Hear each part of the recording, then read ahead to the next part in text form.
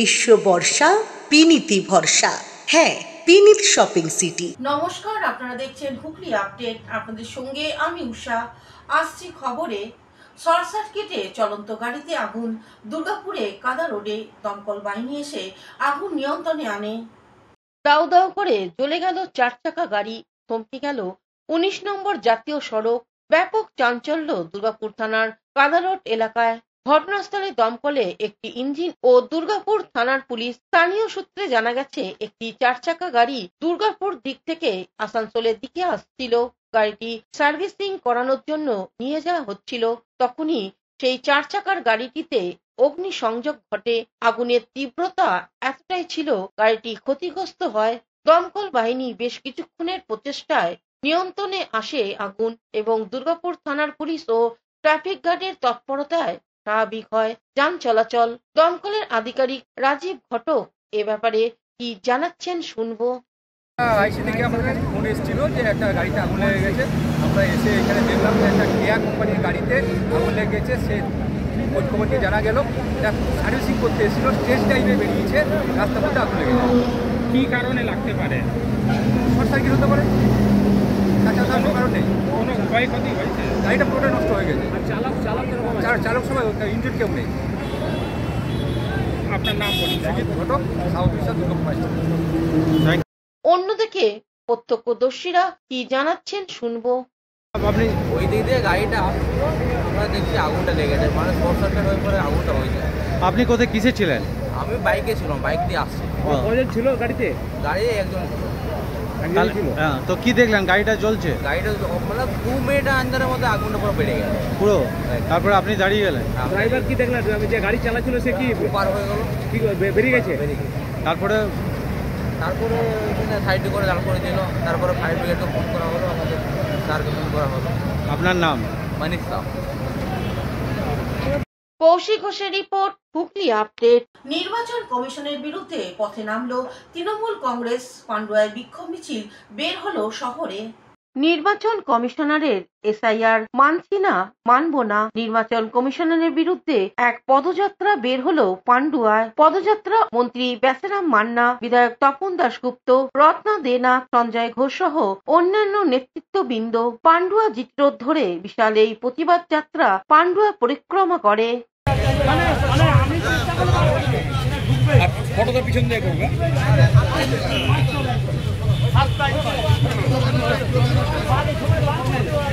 আগে কাটতে ঠিক আছে মাঝখানে বন্দে মাতরম, বন্দে মাতরম, বন্দে মাতরম, বন্দে মাতরম। হুগলি থেকে চন্দনা দত্তের রিপোর্ট, হুগলি আপডেট। আজ হুগলি জেলা গ্রন্থাগার দিবস উদযাপন হয়ে গেল হুগলি জেলা শাসক দপ্তরে।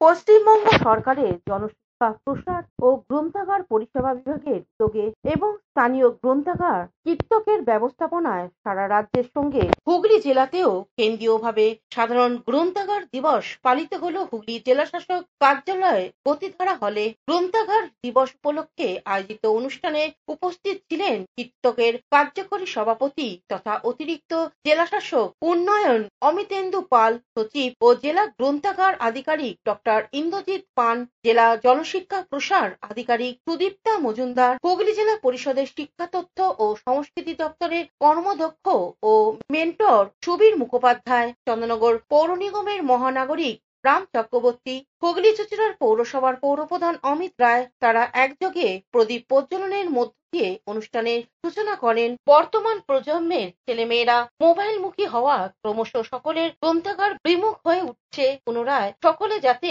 গ্রন্থাগার মুখী হন তার জন্য জেলা থেকে আগত উপস্থিত গ্রন্থাগারিকদের উদ্যোগী হতে বলেন। এদিন বিভিন্ন গ্রন্থাগারের সর্বোচ্চ বই এবং ব্যবহারকারীদের হাতে সেরা পাঠকের পুরস্কার তুলে দেওয়া হয়। প্রসঙ্গত 1835 সালে 1 আগস্ট কলকাতা টাউন হলে অনুষ্ঠিত এক সভায় কলকাতার বুকে প্রথম ক্যালকাটা পাবলিক লাইব্রেরি নামে একটি পাবলিক লাইব্রেরি বা সাধারণ গ্রন্থাগার স্থাপনের প্রস্তাব গৃহীত হয়। সেই প্রস্তাব অনুযায়ী 1836 সালে 21শে মার্চ ক্যালকাটা পাবলিক লাইব্রেরি জনসাধারণের জন্য উন্মুক্ত করা হয়। এই ক্যালকাটা পাবলিক লাইব্রেরি কলকাতা আলিপুরে অবস্থিত ভারতের জাতীয় গ্রন্থাগার। 31শে আগস্টে এই দিনটির গুরুত্বকে মাথায় রেখে পশ্চিমবঙ্গ সরকারের জনশিক্ষা প্রসার পালন করে আসছে। পড়াশোনার সাথে যুক্ত থাকা বা হওয়া এই কাজ নিয়ে আমরা ভর্তি হয়েছে। এটা একটা আমরা জানি যে কোনো একটা জাতি বা একটা সমাজ এগিয়ে যায় এখন শিক্ষা দীক্ষার মাধ্যমে। তা আমাদের জানা বা আমরা চেষ্টা করি আমরা বিভিন্ন লেখক লেখিকায় যা বা বিশেষ করে আমাদের ভারতবর্ষ বা পশ্চিমবঙ্গের প্রতি যে সমস্ত লেখনী আছে নতুন যারা লিখছে। অধিকর্তা যিনি আসছেন ডিস্ট্রিক্ট লাইব্রেরি ডক্টর ইন্দ্রজিৎ পান এখানে আসেন, তাই খুব ভালো লাগছে। আজকে সকালবেলাও আমরা চন্দননগর সংশোধনাগারে গিয়েছিলাম, সেখানে আজকে ভাবলে আপনারা খুবই আনন্দ পাবেন সকলে যে সেখানে যারা আজকে বিভিন্ন কারণে যারা ট্রায়ালে আছে বর্তমান বিচারাধীন বন্দী যারা, তাদের মধ্যে বই পড়ার প্রবণতা বাড়ছে। এবং সেখানে আমরা দেখতে পেলাম যে একটি যে বিচারাধীন বন্দী তারা আছে, কেউ 7 মাসে 103খানা বই নিয়েছে, 107খানা বই নিয়েছে, 96টা বই পড়েছে, এত তারা বই পড়ছে। এবং আজকে আমরা সেখানে গিয়েছিলাম যারা অতিরিক্ত বই পড়ছে বা অতিরিক্ত যারা বইয়ের প্রতি যারা তাদের আকর্ষণ দেখা যাচ্ছে, তাদের আমরা নিজেদের লেখায় এবং আমার সঙ্গে আরেকজন আমার লেখিকা তিনিও গিয়েছিলেন। আজকে খুব ভালো লাগলো যে গ্রন্থাগার। আব্দুল গফারের সঙ্গে চন্দনা দত্তের রিপোর্ট, হুগলি আপডেট। হুগলি জেলা পৌরসভার 7 নম্বর ওয়ার্ডের উদ্যোগে 19তম বস্ত্র বিতরণ অনুষ্ঠিত হয়ে গেল।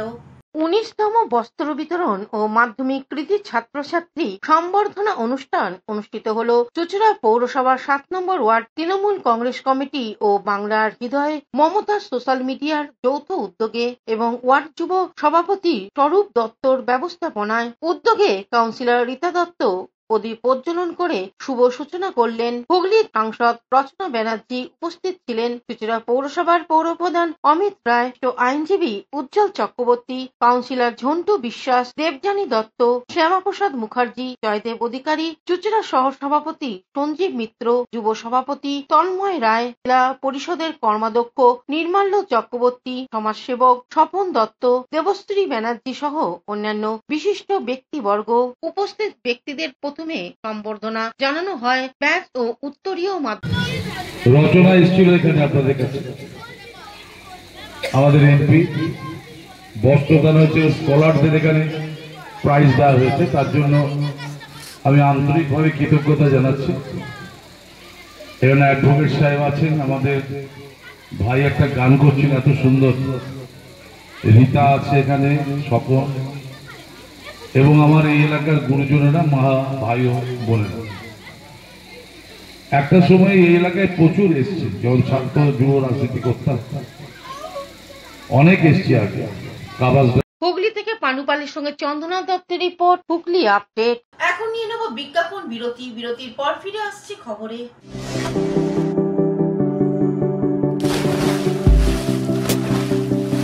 Fasten your seatbelts as you take a tour around your marine wonderland.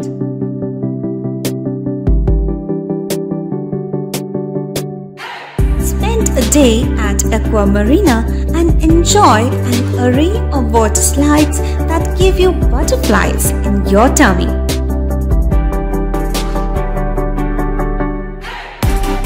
Aqua Marina is a holistic weekend destination for friends, family and couples and offers magic to soothe your body, mind and soul.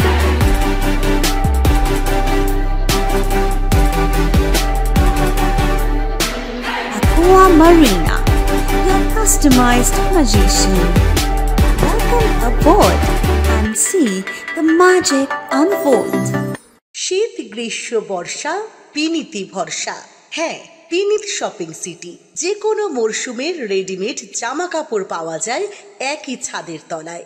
ছোট থেকে বড়, পুরুষ, মহিলা ও শিশুদের একমাত্র নির্ভরযোগ্য প্রতিষ্ঠান। শীতকালীন যে কোনো শাড়ি, জিন্স, টপ, কুর্তি, চুড়িদার, পাঞ্জাবি মানেই বিনীত শপিং সিটি। আখন বাজার, চুঁচুড়া, Hooghly. Amala nursing home. Enjoy a weekend at Vedam, the paradise of peace. A home away from home.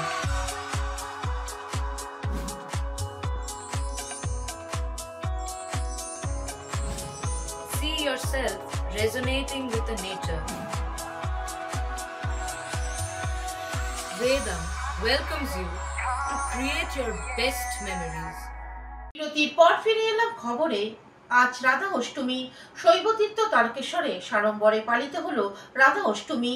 আজ রবিবার রাধা অষ্টমী। রাধা কৃষ্ণের ভক্তদের কাছে এটি একটি গুরুত্বপূর্ণ উৎসব। রাধা অষ্টমী সারা ভারত জুড়ে পালিত হয় কারণ এটি ভারতের বৃহত্তম উৎসবগুলির মধ্যে একটি। রাধাকৃষ্ণ ভক্তরা এই উৎসবটি অত্যন্ত আনন্দের সাথে উদযাপন করেন। সেই মতো এদিন অত্যন্ত সাড়ম্বরে পূর্ণভাবে তারকেশ্বর ও পালিত হলো রাধা অষ্টমীর উৎসব। এদিন তারকেশ্বর নতুন বাসস্ট্যান্ড সংলগ্ন একটি আবাসনে জগন্নাথ মন্দিরে এই উৎসব উদযাপন করা হয়। এদিন তারকেশ্বর আউটপোস্ট ব্রাহ্মহট্টের উদ্যোগে রাধা অষ্টমীর পূজা অনুষ্ঠিত হয়। পূজা উপলক্ষে 300 মানুষের ভোগের আয়োজন করা হয়। এই বিষয়ে ইস্কন তারকেশ্বর আউটপোস্ট নামহট্ট কমিটির পক্ষ থেকে সুনীল কুমার অধিকারী সাংবাদিকদের জানাচ্ছেন, শুনবো। গতকাল তো আমাদের হয়ে গেছে অধিবাস। আজকে সকাল থেকে আমরা ওখানে ভজন কীর্তন করে এবং অভিষেকও করানো হয়েছে এবং ভক্তবৃন্দরা সবাই এসেও সুষ্ঠুভাবে অভিষেক করতে পেরেছে এবং তারা কিছু ডোনেশন দিয়ে এবং তাদের জন্য এখানে কিছু প্রসাদের ব্যবস্থাও আমরা করেছি। 250 জনের মতো করতে পেরেছি কারণ আমাদের এখনও জায়গার একটা সংকুলনের এটা নেই, সেই জন্য বিভিন্ন জায়গায় ঘুরে ঘুরে আমাদের করতে হচ্ছে। এইভাবে আউটপোস্ট হিসেবে আমাদের কিছু কর্তব্য করার ছিল, সেটাই আমরা করেছি। বলছি পুজোয় যে ভোগ, সেই ভোগের বিষয়ে একটু যদি জানান। পুজোয় যে ভোগের আয়োজন করা হয় 56 ভোগ, সেই বিষয়ে যদি একটু বলেন। 56 ভোগটা বিভিন্নভাবে আমাদের ভক্তরাই নিয়ে আসে। বিভিন্নভাবে ভক্তরাই আমাদের এখানে নিজস্বভাবে তৈরি না করলেও বিভিন্ন ভক্তরা তারা 56 ভোগ নিয়ে এসে ভগবানকে নিবেদন করে। পদে কী কী থাকে যদি একটু বলেন। পদে এমনিতে ধরুন অন্নভোগে যা সমস্ত ডাল সবজি নানা রকম যেগুলো পনির পরমান্ন চাটনি এসব থাকি, এছাড়াও ভগবানের যে সমস্ত প্রিয় যেমন মালপোয়া আর কি বলো সেই ধরনের আতা, ফলের মধ্যে আতা, কচু ভালোবাসেন, কুমড়ো ভালোবাসেন, সেই সব সবজি ভক্তরাই করে নিয়ে এসে ওখানে বিভিন্নভাবে নিবেদন করে। আপনার নাম?